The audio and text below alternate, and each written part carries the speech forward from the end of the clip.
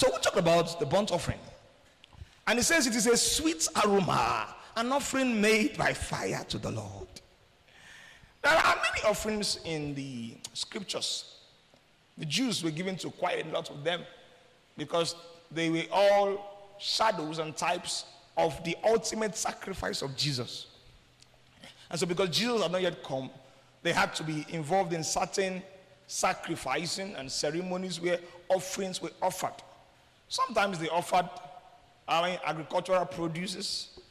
Sometimes they offered pigeons. Sometimes they offered bulls and rams and all of that. But this particular offering is a very interesting offering. It says, you shall burn the whole ram on the altar. Everybody say the whole ram. The whole ram. It means that other offerings were not thoroughly burnt. This particular offering called the burnt offering is unique.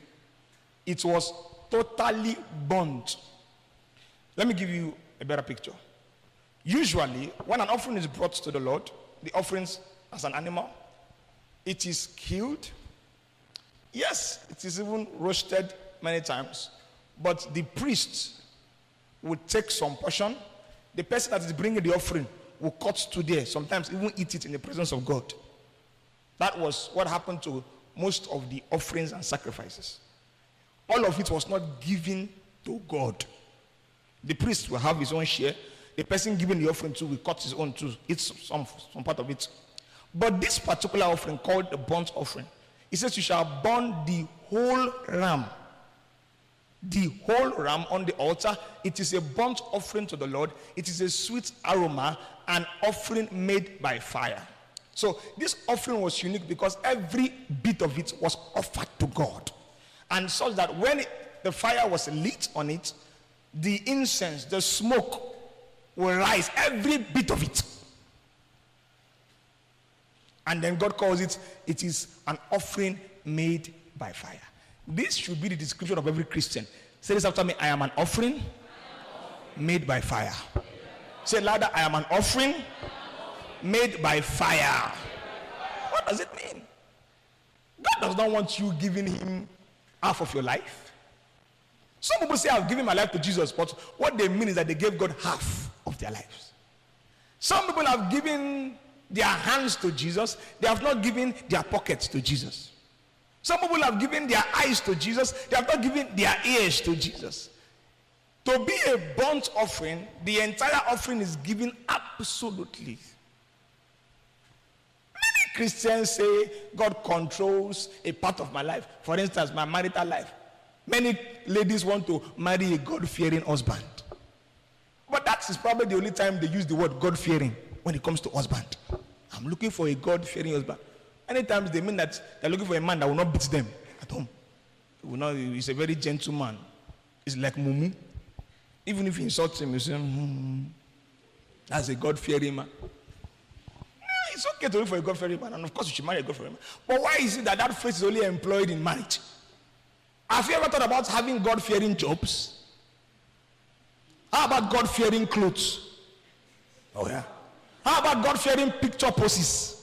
Many people talk about just giving one part of their life to God, and it's to their advantage. They want to be protected. I'm looking for a God-fearing. I want to have a godly home. What do you mean by godly home? What is a godly home? If you give birth to 3 children, and one day, after you have invested money to their life, send them to the best university, they say, Mom and Dad, we have received the call of God to be missionaries in Afghanistan. Will you say, a God-fearing home is what God gave me? I submit to God. Will you say that? You say, you are not serious. You heard a demon. It's not God that told you. You are not going anywhere. You must be this, you must be that. Many of us have not given our entire life to God. We are not yet burnt offerings the way we ought to be. In Romans chapter 12 and verse 1, it says, I beseech you by the mercies of God that you present your bodies a living sacrifice. A living sacrifice. It says this is your acceptable worship. If you are not giving God everything, God is not accepting it. That's the truth. When a burnt offering, the burnt offering was the most, selective offering. To give it, you must look for an animal that is without defect, a perfect animal, a healthy animal. So that you are giving everything to God, but you're not giving God something that is not valuable. The thing I'm talking about, I'm not talking about tithe and offering. Some of you have given your pockets to God. Fundamentally, your heart is still with you. I've seen this, that many times people have monetized this concept of giving. Present your bodies a living sacrifice, not your pockets. Well, thank God for your offerings and tithes. But listen to me, if your life is not totally submitted to God, God is not impressed. God is not impressed until he gets everything. Your life must become a burnt offering. It is on this basis that it is an aroma pleasing to God. Go back to the Exodus 28 scripture. People are offering many things that are odors to God, foul odors. And it's because they want to scam God.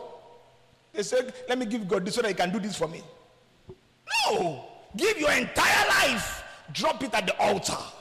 A living sacrifice. Holy and acceptable. This is what makes for a sweet aroma.